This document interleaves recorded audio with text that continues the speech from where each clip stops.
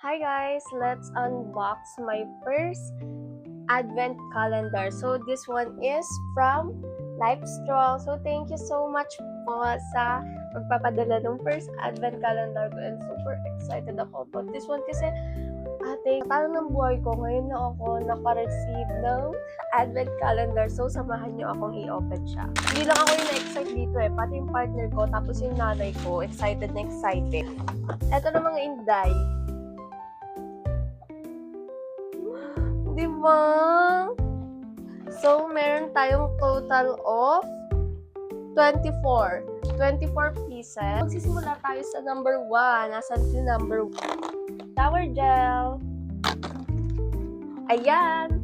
Ayan, pantanggal libag. Cutesy.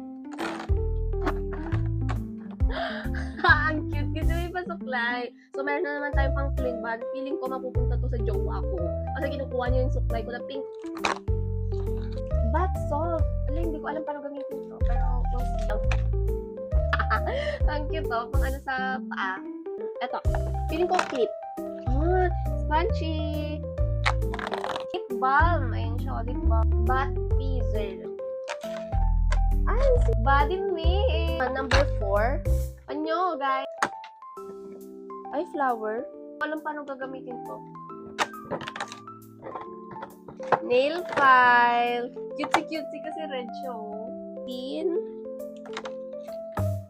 Body butter. Ang cutesy ha. Meron na tayong clip-off. Body scrub.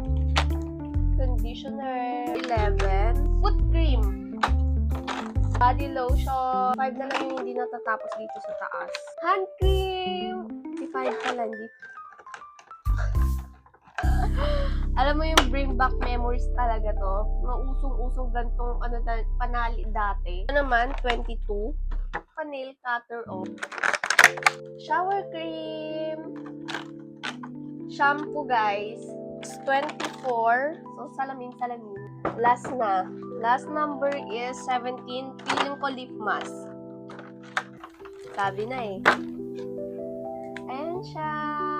Thank you so much, Lifestrong. Thank you talaga. Ito lahat yun, guys, yung nakuha ko. Thank you so much, Lifestrong, sa pa-advent calendar niyo sa akin.